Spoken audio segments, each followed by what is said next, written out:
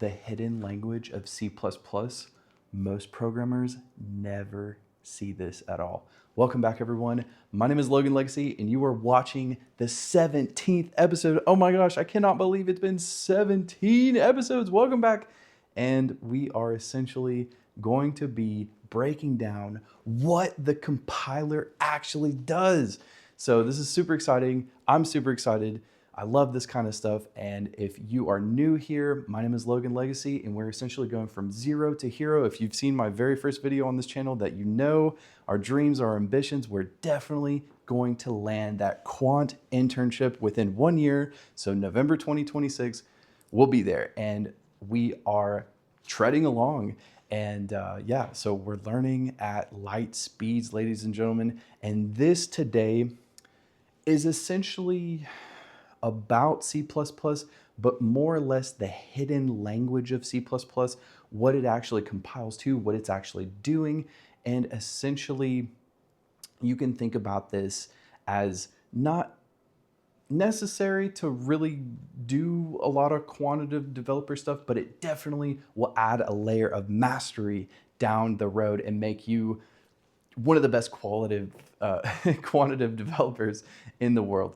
And yeah, so I'm super stoked on this episode, and I have drawn this really awesome illustration here with you guys today. So essentially, this is our assembly wormhole right here. And we have these beautiful clouds up here. These are C++ clouds, and they're beautiful, and they hold all your C++ code. So this is like your dreams, your goals, like your code that you write before you compile it. This is what's happening. Essentially, it is going from function, in the C++ clouds, you have functions, variables, you have loops, you have classes, you have types, you have integers.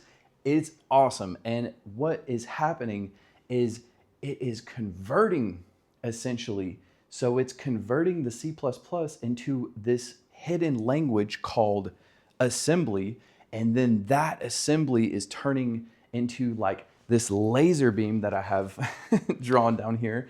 It's essentially turning into this laser beam, and this laser beam, this lightning bolt laser beam, has a zeros and ones, and then those zeros and ones are binary, and that binary is written straight directly on the hardware of the CPU. And this is very important to understand if you are becoming a quantitative developer, essentially because if you're building systems that are going to be managing millions, if not billions of dollars, you want to be the fastest. You want to be performing the absolute amount of trades that you can essentially be, hitting at any given time. So that's high frequency trading. And you essentially want to have a unfair advantage by learning, or just at least knowing some assembly, and definitely some binary is like, but definitely you want to learn some assembly to be like way ahead of the curve. It's not necessarily required to understand or even to land a quant dev role, really, but I feel that it will definitely propel you in that field, and that curiosity will definitely propel you.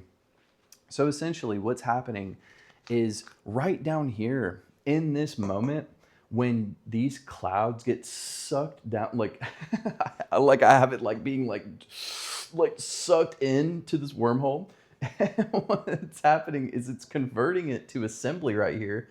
And then right down here, right before it turns into this laser beam, lightning bolt, there is a moment where it's like a knife moment, and all this stuff, that C++, this functions, these variables, the loops, and all this other stuff, well, this is converted.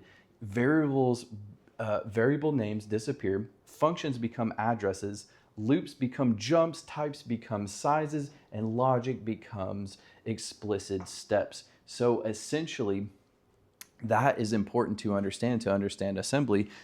But more importantly right here is, I hope I'm still in frame, more importantly is that this knife essentially is cutting the C++ to make it fit into binary. That's the way you can think about it, but it's leaving behind some abstraction. You're getting some abstraction loss, and you can think about abstraction like when it's sucking all this stuff down, if it's not converted, like if it's not like a practical thing for it to convert assembly to this binary, well, it just cuts it out, and that cut out becomes abstraction. So even though your code might run, some of the stuff that you maybe originally intended for it to run maybe not be completely converted into zeros and ones, into binary onto the CPU.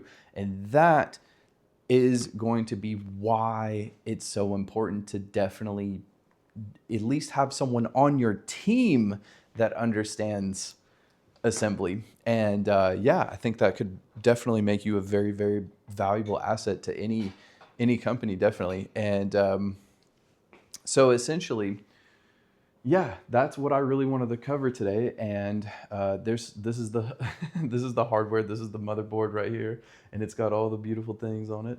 And yeah, so super simple video today. And yeah, I really hope and wish all you guys a Merry Christmas and Happy Holidays. And I will see you guys soon.